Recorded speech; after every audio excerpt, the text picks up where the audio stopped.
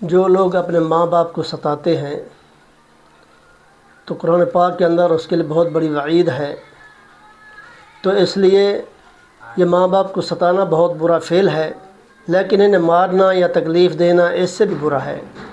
اسی لیے اسلام نے ماں باپ کی نافرمانی، ایذا رسانی کو گناہ کبیرہ اور حرام قرار دیا۔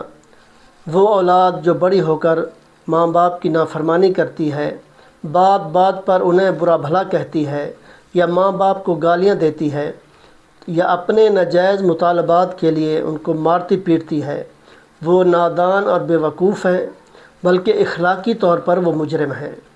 تو اولاد کو کیا معلوم کہ جس ماں باپ کی وہ بے عزتی کر رہے ہیں، انہوں نے کتنی تکلیف اٹھا کر اس سے پال کر جوان کیا، پڑھایا لکھایا، حسب توفیق کھانا کھلایا اور پہنایا، نیک اور صالح بنانے کی کوشش کی۔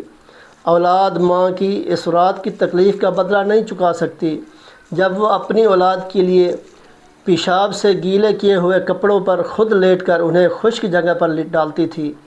تو ایسے ہی انسان والد کی اس مشقت کیا بدلہ چکا سکتا ہے جس کو وقت پر کما کر ان کی اولاد کی ضروریت پوری کرتا ہے، ان کو کھانا کھلاتا ہے، پہناتا ہے، اور کتنی مشقت کرنی پڑتی ہے۔ تو القصہ والدین کو اولاد کی پرورش کے لیے بے پناہ مصائب، پریشانیاں برداشت کرنا پڑتی ہیں، جس کی بنا پر اللہ تعالیٰ نے والدین کے احترام اور خدمت کو فرض قرار دیا ہے۔ تو اس سلسلے میں قرآن پاک کے اندر کئی مقامات پر قرآن پاک کے اندر یہ آیتیں بیان کی گئی ہیں، جس پر والدین کے لیے ان کی خدمت کرنا اور ان کو اف تک نہ کہنا، تو یہ اولاد کے لیے ضروری ہے، ان کی خدمت کریں۔ تو اس لیے ہمیں چاہیے کہ ہم اس پر عمل کریں اور اس پر عمل کریں، اور واضح قرآن پاک کے اندر ارشاد فرمایا گیا ہے۔